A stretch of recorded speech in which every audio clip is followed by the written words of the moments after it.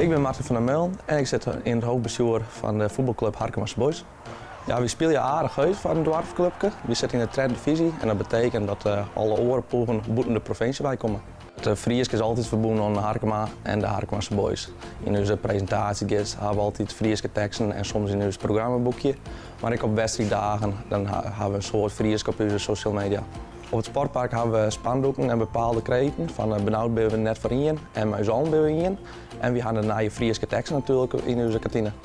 Ja, we zijn 2 weken geleden eigenlijk begonnen om het echt op te hingen. En we krijgen een soort reacties ik gewoon van ploegen die van boeten de provincie komen. En die hebben een heel soort. En ze zeggen wel van, nou, wat betekent dat dan?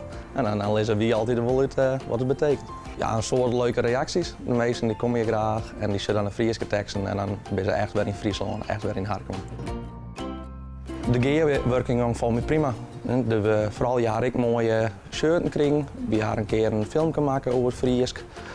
Voorop staat een mooi Praat met Friesk logo. En op achterop staat een hele Frieske, uitbundige teksten van kom maar op. En ja, Friesk is Harkema, is de boys. Het is net jongens. Nee, dat maar misschien nog even verhoren. Het ziet er heel professioneel en heel mooi uit. En dat zijn de reacties. Ja, er kwam van een week hier naar me af van, nou, dat had ik er nooit bij orenvereniging zien. Dus daar ben je wel een beetje trots op.